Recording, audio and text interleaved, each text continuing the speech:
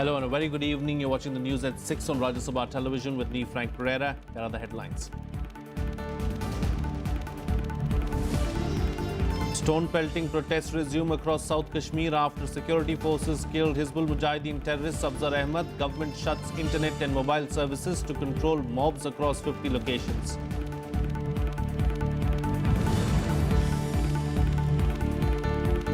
Terror alert issued in Delhi. Mumbai intelligence agencies claim a group of 20 to 21 Lashkar operatives may have entered India. Alert also sounded in border states of Punjab and Rajasthan.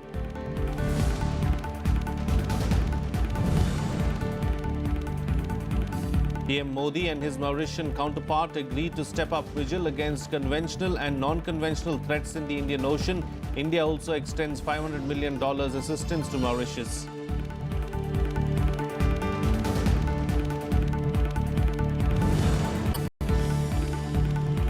Rahul Gandhi defies a UP government order, meets victims of the communal clashes of Saharanpur, but is barred from entering the riot-hit village.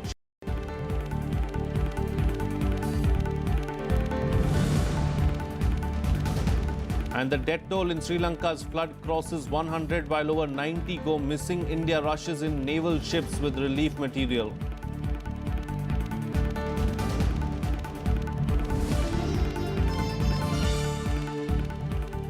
Sabza Ahmed Butt, the terrorist who succeeded Burhan Wani in Hizbul Mujahideen, was among 10 terrorists who were killed in separate encounters in Jammu and Kashmir on Saturday. While 2 of the terrorists were killed in Pulwama district's Tral area, 6 others were killed as the army foiled an infiltration bid in Baramulla district. Top Hizbul Mujahideen terrorist Sabza Ahmed Butt was on Saturday killed in an encounter with security forces in the Tral area of Pulwama district in Jammu and Kashmir.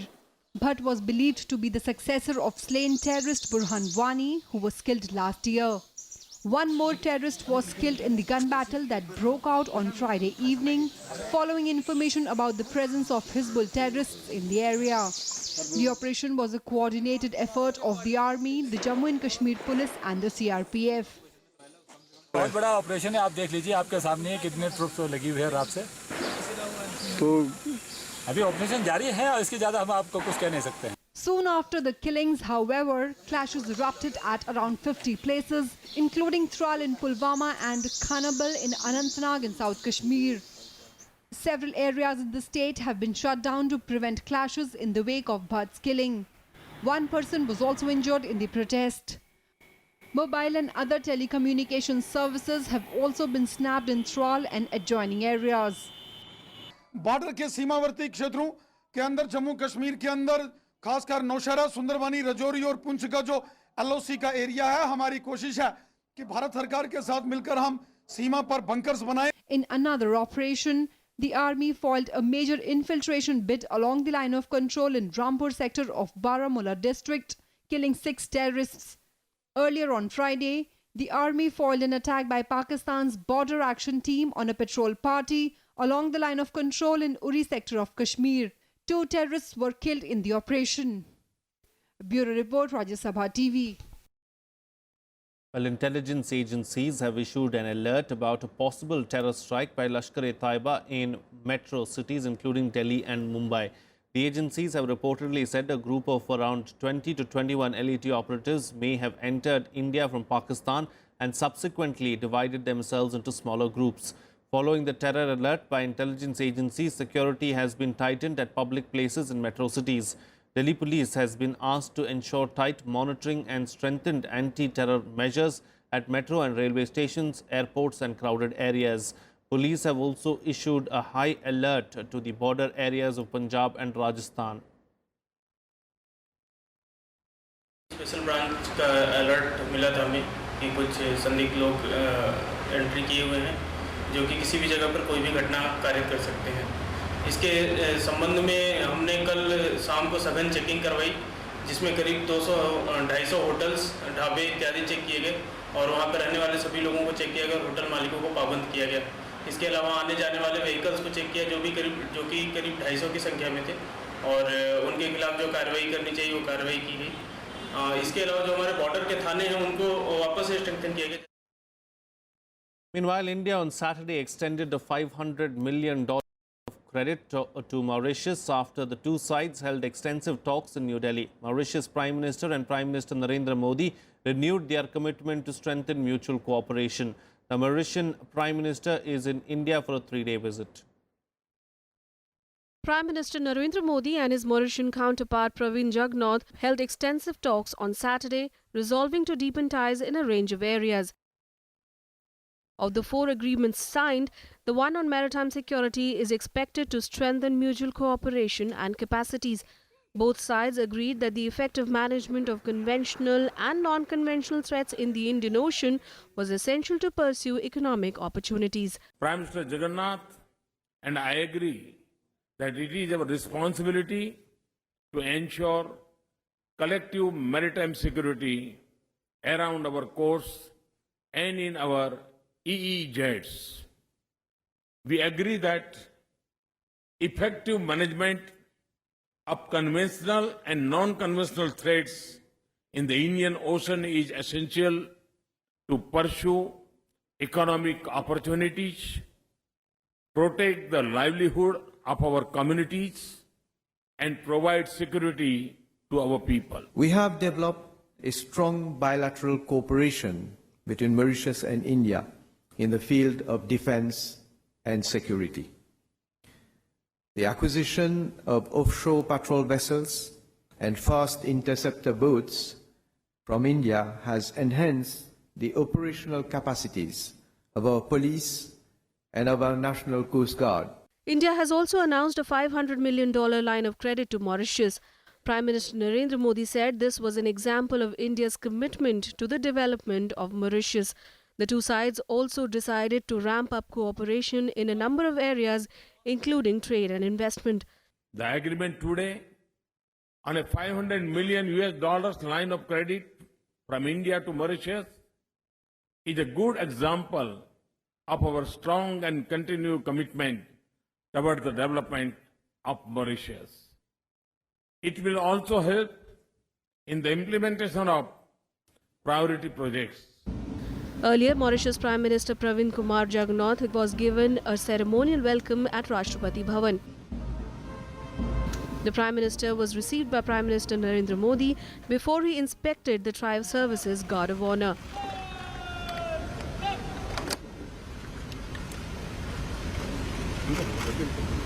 Prime Minister Jugnauth later visited Rajghat with his delegation to pay homage to Mahatma Gandhi at his memorial. The Mauritius Prime Minister also met External Affairs Minister Sushma Swaraj. The two leaders discussed ways to deepen bilateral cooperation in various areas. This is Jugnauth's first visit abroad as Prime Minister after assuming office earlier this year. Bureau Report, Rajya Sabha TV. Well, Bihar Chief Minister Nitish Kumar met Prime Minister Narendra Modi on Saturday. The meeting comes significantly just a day after Kumar skipped the luncheon meeting organized by Congress President Sonia Gandhi for opposition leaders. Kumar met Modi after attending a lunch hosted by the Prime Minister for his Mauritian counterpart Pravin Jugnauth. Kumar did not attend the luncheon hosted by the Congress chief on Friday, instead deputing senior JDU leader Sharad Yadav. Gandhi had organized the meeting, which was attended by the leaders of 17 parties as part of efforts to forge opposition unity, particularly in the context of the upcoming presidential polls.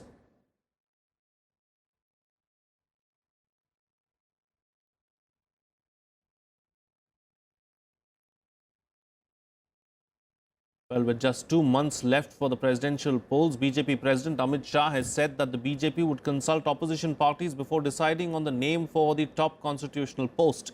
However, Shah did not say if his party would seek to build consensus with the opposition. Shah's statement comes a day after the mega opposition meet led by Sonia Gandhi, where leaders of 17 parties decided to select a suitable presidential nominee if the government does not find a consensus candidate.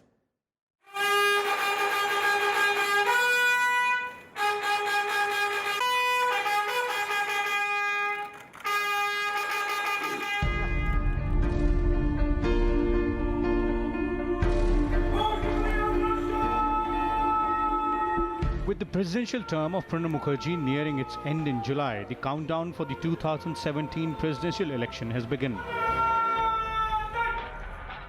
And with this has begun the process of behind-the-curtain parleys between political outfits of both the NDA camp as well as the opposition. Leaders of 17 opposition parties including Janata Dal United, CPI, CPIM, Samajwadi Party, DMK, NCP, RJD, TMC and other big and small regional parties attended a meeting on Friday called by Sonia Gandhi. The opposition leaders decided to form a committee to select a suitable presidential nominee if the government does not take the consensus route to finalize its candidate. For presidential election, the decision is that let us wait for the consensus candidates. So let us know the names, and if it suits all of us, then everybody will support the consensus candidate.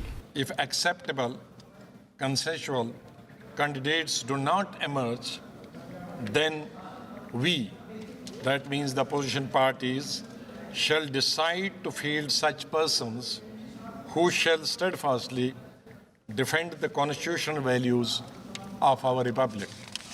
हमारा मकसद है कि इस पद पर संविधान की रक्षा करने वाला आदमी बैठे। चाहते हैं कि सरकारी पक्ष से ये प्रस्ताव आए, नहीं आया तो फिर हम लोग तय किया है कि फिर ये देश की जिस तरह की हालात है उसमें राजनीतिक लड़ाई के लिए हम लोग अपना प्रत्याशी खड़ा करेंगे। अगर समस्त विपक्ष के साथ कोई डायलॉग करके कॉन्सेंसस की बात करेंगे तो बहुत ही वो एक अच्छा उदाहरण होगा, अच्छी परंपरा होगी। लेकिन अगर ऐसा नहीं होता है तो आप किन्हीं को राष्ट्रपति के चुनाव में पूछिएगा भी नहीं तो उन लोगों का तो बैठे थोड़ी रहेंगे, तो उनका भी फर्ज बनेगा कि वो अपने आपस में बातचीत करके वो कैंडिडेट तय करेंगे। According to sources, 4 names have emerged as the top pick for the likely alliance of several non-NDA parties. These include NCP chief Sharad Pawar, Congress leader and former Speaker Meena Kumar, senior JDU leader Sharad Yadav and former West Bengal Governor Gopal Gandhi. On the other side, the ruling BJP has also begun the process to finalize its candidate for the top post. Earlier this week, Prime Minister held an informal meeting with his senior cabinet colleagues on this issue. While names including that of Jharkhand Governor Draupadi Murmu and Lok Sabha Speaker Sumitra Mahajan are floating for a long time, the top BJP leadership is tight-lipped on its choice. BJP's ally Shiv Sena had earlier proposed RSS chief Mohan Bhagwat as NDA's candidate for the country's top constitutional post. The Electoral College for the presidential polls has a total of 11,04,546 votes, with the BJP-led NDA tally currently standing at about 5.38 lakh votes. The NDA, however, is short of close to 17,000 votes to elect its own president and is banking on the support of AIA-DMK factions and other regional parties. The Jagan Mohan Reddy-led YSR Congress and TRS have pledged support to the NDA. However, BJP chief Amit Shah's recent visit to Telangana has ruffled feathers in the TRS camp. Opposition's efforts are also on to rope in Naveen Patnaik-led BJD and several regional parties from the southern states. President Pranab Mukherjee has given a clear indication that he is not considering another term in office. One of the probable candidates in the opposition camp, Sharad Pawar, is also not keen on making a bid for the top post due to the delicately placed numbers game. While the opposition acknowledges that it will be hard for their candidate to win, they claim that challenging the BJP in the presidential poll will be a testing ground for a larger alliance against the ruling party in the 2019 general elections. A Congress Vice President was denied entry into riot-hit Shabirpur village in Saharanpur district today. He, however, met locals on the outskirts of the village and took stock of the current situation. Rahul Gandhi was accompanied by Congress leader Ghulam Nabi Azad and UP party President Raj Babbar. UP authorities had denied permission to Rahul Gandhi to enter the district yesterday following tense law and order situation since May 25th. 2 people were killed and over a dozen injured in the district in clashes between 2 communities.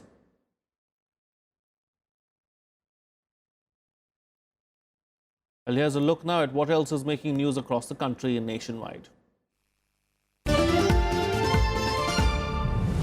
The two accused in the Upar tragedy case have tendered their apologies in the Delhi court. This after the president of the Association of the Victims alleged that he was abused and threatened by two employees of the Ansal brothers in May 2007. The apex court has sentenced prime accused Gopal Ansal to 1 year jail term. At least 59 people died of asphyxia and over 100 injured after fire broke out in the Upar Cinema Hall in 1997.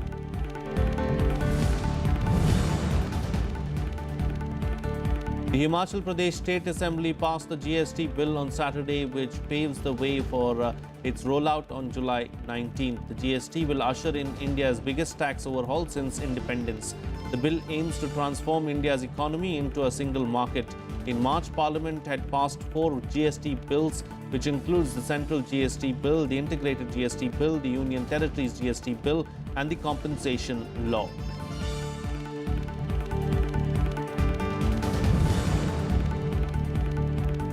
CBI on Saturday filed an FIR against the 4 officials of the CBSE in connection with National Eligibility Test or NET exam. The FIR has been made on the allegation that the NET this year seemed to be hanging in the balance. The complaint claims that the private firm given contract to scan the answer sheets had not been able to complete the work yet. Reports allege that a tender of 1.03 crore rupees was given to the company despite being on CBSE records that the firm does not exist at its proper address. Time for a short break now, but news and updates will continue on the other side. Stay tuned, we'll be right back.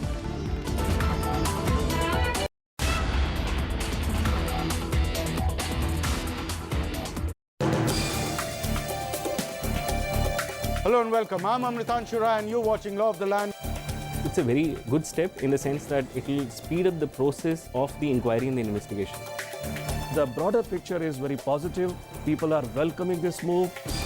Taxation Laws Amendment Act 2017 is an attempt to synchronize the proposed GST regime with the existing taxation statutes. Watch Law of the Land on Rajya Sabha television.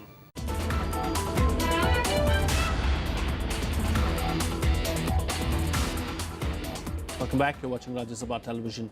Well, with the death toll climbing up to 100 in Sri Lanka's floods and landslides, India has rushed naval ships with relief material to the island nation. While one of the ships reached the island nation this morning, the other is expected to reach on Monday. Sri Lanka has appealed to the UN and international community for help. Heavy floods and landslides triggered by torrential rains have also left nearly 100 still missing. International help started to arrive in Sri Lanka on Saturday as the country struggles to deal with its worst floods in 14 years. An Indian Navy ship with relief material and medical supplies reached Colombo as the death toll due to floods and landslides rose exponentially. Sri Lanka has appealed to the United Nations and the international community for help. A second Indian ship is expected to reach Colombo on Monday. Incessant early seasonal rains have left Sri Lanka devastated, with 14 of the country's 25 districts affected by floods and landslides. The country's disaster management center said more than 60,000 people have been affected by the rains, while more than 2,000 have been given temporary shelter. With heavy rainfall expected to continue, authorities have issued fresh evacuation orders for those living in low-lying areas.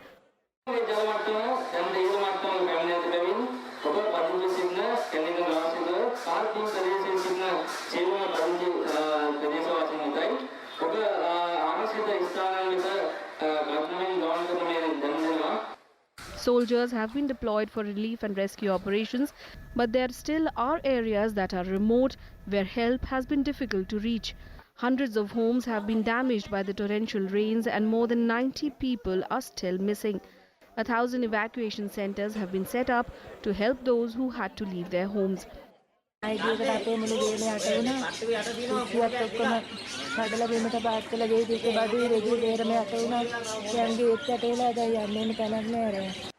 Mudslides are common in Sri Lanka during the monsoon season. A massive landslide in central Sri Lanka killed more than 100 people last May. But this year's flooding is believed to be the worst since May 2003, when a similarly powerful monsoon killed 250 people and destroyed 10,000 homes. Bureau Report, Rajya Sabha TV. Meanwhile, in Egypt, at least 28 people were killed and many others injured after masked gunmen attacked a group of Coptic Christians on Friday. They were traveling to a monastery in central Egypt. Although no group claimed responsibility for the attack, Islamic State militants have earlier targeted members of the Christian community several times in recent months. Eyewitnesses said masked men opened fire after stopping the Christians who were in a bus and other vehicles. Meanwhile, the Egyptian military carried out several airstrikes against purported terrorist training camps in Libya. Reports said that Egyptian warplanes carried out at least 6 airstrikes against terror camps in the eastern Libyan city of Derna. Egyptian President Abdel Fattah al-Sisi said that he had ordered the strikes against what he called terrorist camps, declaring in a televised address that states that supported or rather sponsored terrorism would be punished. He further added that the strike was in retaliation to the attack on the Coptic Christians. He also appealed to world leaders, including US President Donald Trump, to fight terrorism globally. اللي انتوا شفتوه النهارده مش هيعدي كده. المعسكرات اللي خرجت منها واللي بيتم التدريب فيها للعناصر ديت وانا بكلمكم دلوقتي تم توجيه ضربه ليها جامده جدا. وبالمناسبه مصر لن تتردد ابدا في توجيه ضربات ضد معسكرات الارهاب في اي مكان. Meanwhile, on the second day of the G7 summit, the leaders discussed the migrant crisis. Leaders from Tunisia, Kenya, Ethiopia, Niger and Nigeria also participated in the discussions. Italy had chosen to host the G7 this year to draw attention to Africa and the risks to migrants crossing to Europe. More than 1,500 migrants have drowned in the Mediterranean so far this year. Leaders of the group of 7 wealthy nations also pledged to fight protectionism, overcoming resistance from US President Donald Trump. The US President, however, remained isolated from the other 6 G7 nations over climate change. Trump demanded more time to decide whether to honor his country's commitments to reduce carbon emissions under the 2015 Paris agreements. The leaders had signed a joint declaration on combating terrorism on the first day of the summit on Friday. Argumente deutlich gemacht, dahingehend, dass wir für ein weiteres Mitmachen der Vereinigten Staaten im Klimarahmenabkommen uns einsetzen. Wir haben sehr viele Argumente vorgebracht. Ich von meiner Seite auch sehr stark, dass die Zukunft der Arbeitsplätze von... Let's now get your roundup of the other international news and global buzz. UK's top counter-terrorism officer has said that a large part of the network behind the Manchester suicide bombing has been arrested. 2 more people were arrested on Saturday in a raid at Cheetham Hill. 12 locations are being searched. A total of 13 people have been arrested so far, of which 2 were released without charge.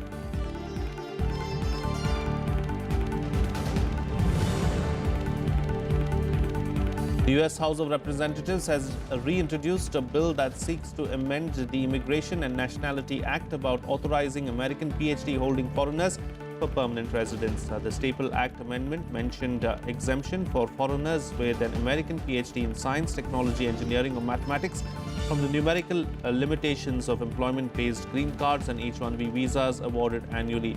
US President Trump had signed the Buy American, Hire American order in April to introduce the changes in the H-1B visa policy to protect jobs and wages of workers in the US.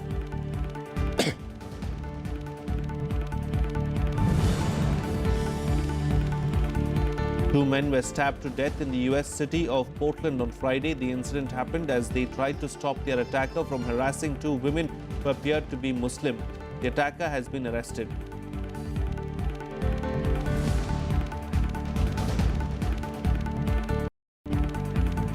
Well, that's it on this newscast. Have a good evening.